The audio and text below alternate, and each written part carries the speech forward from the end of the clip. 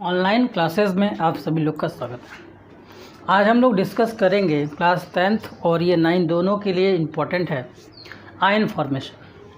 Ion formation जब तक आपको नहीं समझ में आएगा तब तक आपको केमिकल रिएक्शन के बहुत सारे ऐसे टॉपिक्स होंगे जो आपको क्लियर नहीं होंगे। तो ऑक्टेट रूल के हिसाब से बात करें, atom have ability to complete, एक एटम के पास क्या होता है, एबिलिटी होता है to complete 8 electron by losing, मतलब उसको त्याग कर, बाय एक्सेप्ट लेकर, in outer most shell make it saturated. इसका कहने का मतलब कि जो भी आप एटम देखेंगे उस एटम का जो सबसे लास्ट वाला सेल होगा, जैसे उसके अंदर 2 सेल हो सकते हैं, मान लीजिए किसी एटम के अंदर 3 सेल हैं, बीच अंदर क्या है हमें उससे कोई मतलब नहीं, सिर्फ बाहर का जो सेल होगा उसके अंदर वो 8 इलेक्ट्रॉन कंप्लीट करेगा, ऐसा उसका काम है। अगर वो 8 इलेक्ट्रॉन को कंप्लीट करता है तो अगर वो 8 इलेक्ट्रॉन को कंप्लीट कर लेता है तो उसको बोलते हैं सैचुरेटेड। सैचुरेटेड मतलब संतुष्ट है, उसको नोबल प्रॉपर्टी बोलते हैं। जैसे आप लास्ट में देखे होंगे, जब भी आप पीरियोडिक टेबल देखेंगे तो उसके सबसे लास्ट में नोबल गैस है, जैसे हीलियम है, नियॉन है, ऑर्गन है, ये सब क्या है, ये सब सैचुरेटेड कार्बन चीज़ें हैं जो कि रिएक्ट नहीं करते हैं। उसके लिए ये क्या करते हैं, या तो इलेक्ट्रॉन को देते हैं या तो इलेक्ट्रॉन को एक्सेप्ट करते हैं। तो ये जो देना और लेना है ये अपने से अपने नेचुरल स्टेट को खो दे देते हैं। तो कब आपको पता है कि जो चीज़ जिसका जो नेचर है वो अपना नेचर खो नहीं सकता, तो वो क्या करते हैं, आयंस बना देते हैं। क्या बनाते हैं, आयंस बनाते हैं। आयंस बनाने का मतलब क्या होता है, positive ion. If an atom lose their electron they form positive ion. जैसे मान लीजिए कि आपके पास सोडियम है, सोडियम के पास 1 इलेक्ट्रॉन देने की ताकत होती है, और एक क्लोरीन होता है, क्लोरीन के पास 1 इलेक्ट्रॉन लेने की ताकत होती है। तो देने वाला हमेशा पॉजिटिव होता है। If an atom lose their electron from positive for positive ions, positive ion बनाता है। If an electron accepting electron for other, if an atom accepting electron from other atom, दूसरे से, अब देखिए जो क्लोरीन है दूसरे से लेगा तब वो माइनस बन जाएगा। अब ये दोनों आपस में क्या करते हैं, एक दूसरे को रिएक्ट कर एक दूसरे से, ये दोनों क्या करते हैं, एक दूसरे को क्यों रिएक्ट करते हैं कि ये नहीं चाहता कि वो प्लस रहे, ये कभी नहीं चाहता कि वो माइनस रहे। अब बात आता है कि इलेक्ट्रॉन को देने से पॉजिटिव आयन क्यों बनता है, तो मैं आपको बताता हूँ कि हर एटम के अंदर नंबर ऑफ़ प्रोटॉन और नंबर ऑफ़ इलेक्ट्रॉन जो होते हैं इक्वल अमाउंट में होते हैं। अब जैसे मान लीजिए किसी में भी 3 एटम है और 1 इलेक्ट्रॉन निकल गया तो किसका पावर बढ़ गया, प्लस का पावर बढ़ गया, इसलिए वो पॉजिटिव आयन को शो करता है। क्यों ये इक्वल होते हैं, ताकि एटम न्यूट्रल रहे। एटम आपको पता है कि एटम क्या होता है, न्यूट्रल होता है। तो एटम के अंदर ये पॉजिटिव और निगेटिव एक दूसरे को न्यूट्रल कर चुके और ये न्यूट्रल नहीं कर चुके। तो चूँकि सोडियम इलेक्ट्रॉन देकर क्या बन चुका है, पॉजिटिव आयन बन चुका है, और क्लोरीन इलेक्ट्रॉन को लेकर निगेटिव आयन बन गया। तो ये दोनों आपस में रिएक्ट करेंगे और एक दूसरे से कॉम्बिनेशन करेंगे, कॉम्बिनेशन करके एक कंपाउंड बना लेंगे, जिससे क्या होगा, इसको इलेक्ट्रॉन की कभी कमी नहीं होगी और ये कभी इलेक्ट्रॉन लेने की इसको ज़रूरत नहीं होगी। कि अगर ये नेचुरल, अगर सिर्फ सोडियम रहेगा तो कभी भी सिर्फ सोडियम पॉजिटिव नहीं बनाता। सोडियम जब रहेगा तो उसके पास आउटर मोस्ट सेल में सिर्फ 1 ही इलेक्ट्रॉन प्रेजेंट होगा। अब वो 1 इलेक्ट्रॉन कैसे हम निकालते हैं अभी हम आपको बताते हैं।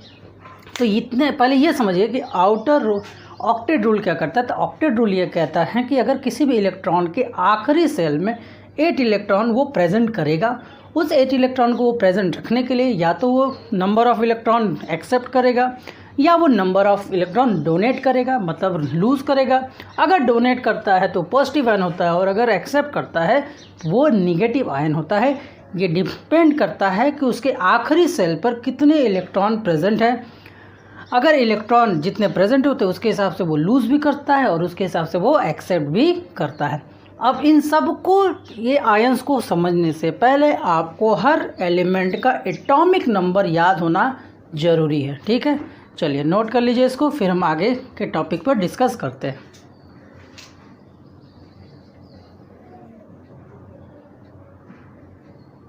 चलिए आगे आते हैं। देखिए अब आगे इस टॉपिक को समझने के लिए जो हमारा जो मेन टॉपिक है वो आयन फॉर्मेशन, उसी को एक्सप्लेन करने के लिए हम आपके सामने बहुत सारे टॉपिक्स को ले आए। अब इसमें अगला रोल होता है एटॉमिक नंबर का। जब तक आपको एटॉमिक नंबर नहीं याद होगा तब तक आपको पॉजिटिव आयन या निगेटिव आयन बनाने नहीं आएगा। अब देखिए, अगर आखिरी सेल में क्या है, कोई भी एटम लेस देन 4 है, अगर इलेक्ट्रॉन क्या है, लेस देन 4 है, इलेक्ट्रॉन अगर लेस देन 4 है तो वो पॉजिटिव आयन बनाने की कोशिश करता है, जरूरी नहीं है। और अगर 4 है, इक्वल टू 4 है तो ना वो पॉजिटिव बनाता है, वो ना निगेटिव बनाता है, वो कोवैलेंट बॉन्ड बनाता है। वो क्या बनाता है, कोवैलेंट बनाता है। और अगर मोर देन 4 इलेक्ट्रॉन होता है तो उस कंडीशन में वो निगेटिव आयन बनाता है। क्या? क्योंकि जब वो उसके पास, अभी मैं एक्सप्लेन करूंगा ऐसा क्यों होता है। तो ये जानना ज़रूरी है कि जब भी इलेक्ट्रॉन अगर लेस देन 4 है तो पॉजिटिव आयन बनाने की कोशिश करता है, अगर इक्वल टू 4 है तो कोवैलेंट बॉन्ड क्या होता है अभी हम आपको बताएंगे। कोवैलेंट बॉन्ड का मतलब होता है शेयर पेयर, ना इलेक्ट्रॉन वो देता है ना इलेक्ट्रॉन लेता है, एक तरह का शेयर करता है, आपका भी और मेरा भी। और ये हो गया। तो अब हम बात करते हैं, इसमें सबसे बड़ा रोल होता है इलेक्ट्रॉनिक कॉन्फ़िगरेशन। ये जो मैंने 2, 8, 8, 18, 18, 32 लिखा है, इसी तरह इलेक्ट्रॉनिक कॉन्फ़िगरेशन को करते हैं। लेकिन ये इलेक्ट्रॉनिक कॉन्फ़िगरेशन फॉर सक्सेस नहीं है। इसमें हम जो इलेक्ट्रॉनिक कॉन्फ़िगरेशन सबसे मस्ट होता है वो होता है SPDF के फॉर्म में। ये आप क्लास 11th में जाएंगे तब आप इसको पढ़ेंगे कि SPDF होता क्या है। तो फर्स्ट ऑफ हमारे पास जो एक रिक्वायरमेंट है हम सिर्फ यहाँ तक को फुल करेंगे, ठीक है। तो इसमें बोरबरी, इसमें जो है आपने बोरबरी पढ़ा होगा क्लास 9th में। तो 2 इलेक्ट्रॉन 8 इलेक्ट्रॉन, तीसरे सेल में भी 8 इलेक्ट्रॉन रहेगा और लास्ट सेल में जैसे भी हो। अब जैसे मान लीजिए फर्स्ट का हम इलेक्ट्रॉनिक कॉन्फ़िगरेशन करते हैं, तो हाइड्रोजन का इलेक्ट्रॉनिक कॉन्फ़िगरेशन क्या करेंगे, एक ही इलेक्ट्रॉन, तो एक ही इसका इलेक्ट्रॉनिक कॉन्फ़िगरेशन है। अब इसके पास 2 एबिलिटी है, या तो ये ए इलेक्ट्रॉन प्लस कर ले या तो ये एक इलेक्ट्रॉन मांग ले। तो इसका जो पहला सेल है, पहले सेल में 2 इलेक्ट्रॉन जो होते हैं सैचुरेटेड स्टेट को बना सकते हैं, लेकिन बाकी में हमको 8 इलेक्ट्रॉन लाने हैं। अगर वो अगर हाइड्रोजन 1 इलेक्ट्रॉन एक्सेप्ट कर लेता है तो हाइड्रोजन क्या हो जाएगा, -n बना लेगा। और अगर वही अपना 1 इलेक्ट्रॉन लूज़ कर लेता है तो हाइड्रोजन क्या हो जाता है, पॉजिटिव आयन बनाता है। हाइड्रोजन की ये प्रोबेबिलिटी हमको सबसे ज़्यादा देखने को मिलती है, इसलिए हम हाइड्रोजन को हमेशा पॉजिटिव आयन की तरह ट्रीट करते हैं। लेकिन कभी कभी हमको ये प्रोबेबिलिटी इसकी H- आयन की भी दिखती है, इसीलिए देखेंगे। हाँ, आप देखेंगे पीरियोडिक टेबल में अभी भी H का जो प्लेस है वो फिक्स नहीं है, वो फर्स्ट ग्रुप का एलिमेंट है कि 7th ग्रुप का एलिमेंट है, आज तक क्लियर नहीं हो पाया अभी तक। अब इसी तरह हीलियम का देखिए, तो हीलियम का जो है वो फर्स्ट सेल जो है कंप्लीट है। अगर आप देखेंगे हीलियम का फर्स्ट जो है वो क्या है, फिक्स है, जिसके कारण ना तो इलेक्ट्रॉन लेता है ना तो इलेक्ट्रॉन देता है, तो मतलब ये कोई फॉर्मेशन ऑफ आयन नहीं करेगा। लिथियम में देखिए, लिथियम का अगर हम देखें तो 2 और 1, देखिए पहले सेल में मैक्सिमम हम 2 इलेक्ट्रॉन फुल कर सकते। अच्छा एक बात बताइए, अगर हम कहें कि इस कमरे में मैक्सिमम 10 लोग बैठ सकते हैं, किसी कमरे में मैक्सिमम 10 लोग बैठ सकते हैं, तो क्या उस कमरे में 3 लोग नहीं बैठ सकते हैं? बैठ सकते ना। वहाँ मैक्सिमम की बात कर रहे हैं, यहाँ पे जो भी वैल्यू हमने लिखा है कि उस सेल में मैक्सिमम इतने लोग बैठ सकते हैं, उससे ज़्यादा उससे कम तो बैठ ही सकते हैं। तो पहले सेल में हमारा टोटल 3 इलेक्ट्रॉन थे, जिसमें पहले सेल में हमने 2 इलेक्ट्रॉन को फिल कर दिया और 1 इलेक्ट्रॉन को फिल नहीं कर पाए। तो अब ये 1 इलेक्ट्रॉन क्या करेगा, अब ये इस सेल में कम से कम हमको 8 इलेक्ट्रॉन करने हैं। तो ये 8 इलेक्ट्रॉन कैसे करेगी, या तो ये किसी से कहे कि हमको अपना 7 इलेक्ट्रॉन दे दो। अभी कोई मार्केट तो है नहीं कि पैसा दिया और उसमें सामान मिल गया। ये जैसे कि आपको याद होगा कि सबसे पहले हमारे यहाँ जो भी चीज़ों को हम लेते थे वो ऑब्जेक्ट से इंटरचेंज करते थे। जैसे हमें गाय की ज़रूरत है, उसे चावल की ज़रूरत, तो हमें गाय के बदले चावल मिल गया। तो हम लोग ऑब्जेक्ट का एक तरह से, जैसे आज हम जो करेंसी यूज़ करते थे, पहले करेंसी के थ्रू हम लोग कोई काम नहीं करते थे। तो अब ये क्या करता है कि 7 इलेक्ट्रॉन कोई देगा, ये इम्पॉसिबल है। तो ये क्या करता है कि कहता है कि चलो मैं अपना 1 इलेक्ट्रॉन लूज़ कर लूँगा। लेकिन अगर ये अपना 1 इलेक्ट्रॉन लूज़ कर रहा है तो उसका 1 इलेक्ट्रॉन लेने वाला भी होना चाहिए। ऐसा नहीं है कि अपना इसने इलेक्ट्रॉन डोनेट किया और कोई वहाँ लेने वाला नहीं हो, तब वो लूज़ नहीं कर पाएगा। तो यहाँ पे मैं आपको एग्जांपल देता हूँ फ्लोरीन का। और फ्लोरीन का देखिए 9 है, तो पहले सेल में 2 इलेक्ट्रॉन फिल कर दिया, दूसरे सेल में मैंने 7 इलेक्ट्रॉन फिल कर दिया। अब देखिए अभी भी इसका आखिरी सेल जो है, जो आखिर इसके 2 ही सेल है, तो सेकंड सेल इसका लास्ट सेल है। तो लास्ट सेल में देखिए अभी भी 8 इलेक्ट्रॉन कंप्लीट नहीं, तो ये कहता है कि मुझे कोई 1 इलेक्ट्रॉन दे दो। तो लिथियम कहेगा ठीक है, लिथियम ने अपना 1 इलेक्ट्रॉन देकर पॉजिटिव बन गया, और फ्लोरीन मान लीजिए 1 इलेक्ट्रॉन लेकर निगेटिव बन गया। अब इनके बीच में जो भी कॉम्बिनेशन होगा, वैसे इनके बीच में जल्दी कॉम्बिनेशन नहीं होता है। मान लीजिए अगर इनके बीच में कॉम्बिनेशन हो जाता है तो लिथियम और फ्लोरीन जो एक दूसरे से क्या करेंगे, एक दूसरे से कंबाइन कर लेंगे, और कंबाइन कर कर अपना इलेक्ट्रॉन एक दूसरे को दे लेंगे। तो समझ में आया कि इसको 1 इलेक्ट्रॉन की ज़रूरत थी अपने ऑक्टेट को कंप्लीट करने के लिए, तो चूँकि इलेक्ट्रॉन ये ले रहा है इसलिए ये निगेटिव आयन बनाया, और इसको अपना 1 इलेक्ट्रॉन लॉस कर कर, मतलब कि अपना 1 इलेक्ट्रॉन ख़त्म कर दे। जैसे मान लीजिए आपके पास 1,10,000 रुपये, 1,10,000 रुपये हैं, तो आपको कहा जाए कि सिर्फ आपको 100 का नोट बनाकर देना है, तो उस कंडीशन में आप क्या करेंगे, 10 के नोट को भूल जाएंगे कि 10 का नोट है हमारे पास। तो ये अपना 1 इलेक्ट्रॉन हटाता है, जिससे इसका 1 सेल ख़त्म हो जाए। जैसे लिथियम का 1 इलेक्ट्रॉन है, तो ये अपना 1 इलेक्ट्रॉन देता है, और देने के बाद कहता है कि इसका 1 सेल ख़त्म हो गया। जैसे लिथियम के 2 सेल हैं, और पहले सेल में 2 इलेक्ट्रॉन प्रेजेंट है, पहले सेल में 2 इलेक्ट्रॉन और दूसरे सेल में 1 है, तो वो अपना 1 इलेक्ट्रॉन डोनेट करते ही अपना 1 सेल क्या करता है, ख़त्म कर देता है। जिससे क्या होता है, 1 इलेक्ट्रॉन ख़त्म कर देता है, जिससे आपका क्या होता है कि वो अपना लास्ट सेल जो है उसका जो है कम सैचुरेटेड स्टेट में पहुंच जाता है। तो इन चीज़ों को अगर आप जानेंगे तो किसी भी एटम के अंदर, अब देखिए समझ में गए होंगे। अब आते हैं नेक्स्ट टॉपिक पर। नेक्स्ट पर आते हैं, जैसे हम सिंपल सा हम लेते हैं जो हमेशा हम लोग लेते हैं सोडियम। सोडियम का देखिए एटॉमिक नंबर 11, इसका इलेक्ट्रॉनिक कॉन्फ़िगरेशन 281 होगा। और क्लोरीन का अगर हम लेते हैं, क्लोरीन का एटॉमिक नंबर कितना है, 17 है, इसका इलेक्ट्रॉनिक कॉन्फ़िगरेशन 287 होगा।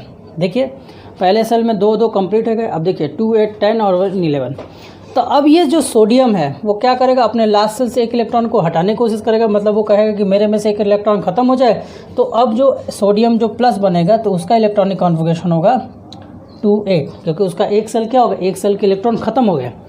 अब क्लोरीन क्या करेगा, उसी 1 इलेक्ट्रॉन को एक्सेप्ट कर लेगा। तो जो आपका क्लोरीन है वो माइनस फॉर्मेशन कर लेगा, और उसका इलेक्ट्रॉनिक कॉन्फ़िगरेशन हो जाएगा 288।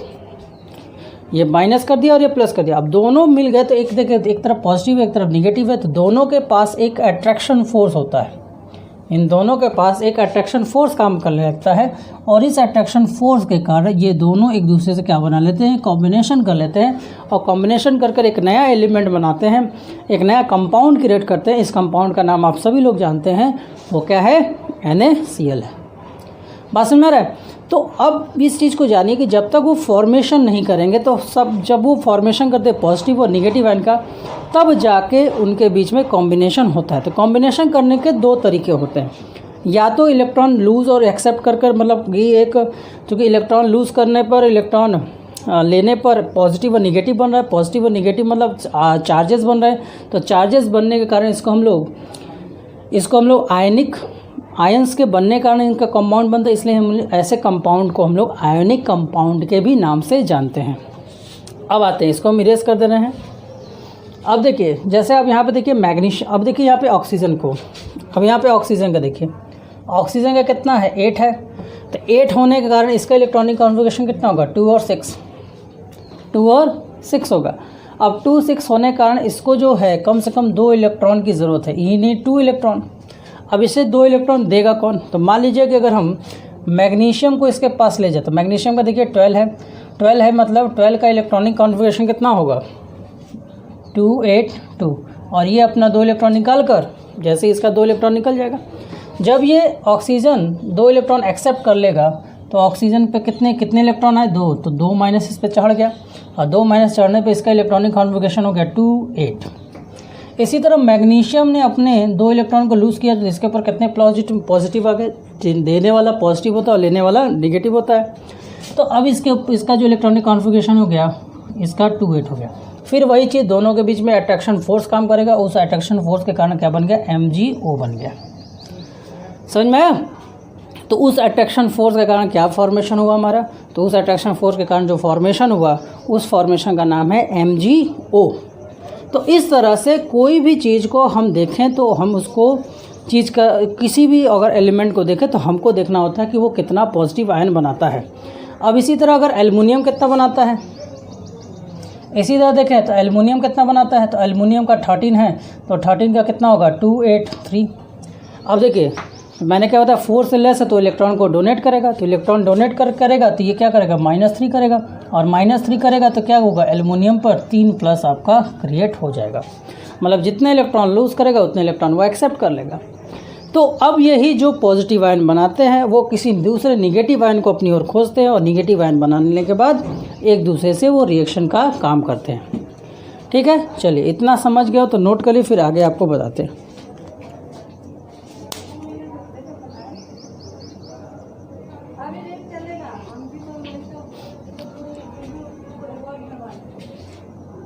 आपके सामने कुछ इम्पॉर्टेंट आयंस हैं, आपके सामने कुछ इम्पॉर्टेंट आयंस हैं, जैसे सोडियम का 1+, पोटेशियम का 1+, सिल्वर का 1+, कॉपर का 1+। कॉपर एक ऐसा है कि 1+ भी दिखाता है, 2+ भी दिखाता है। हाइड्रोजन का 1+, मैग्नीशियम का $+।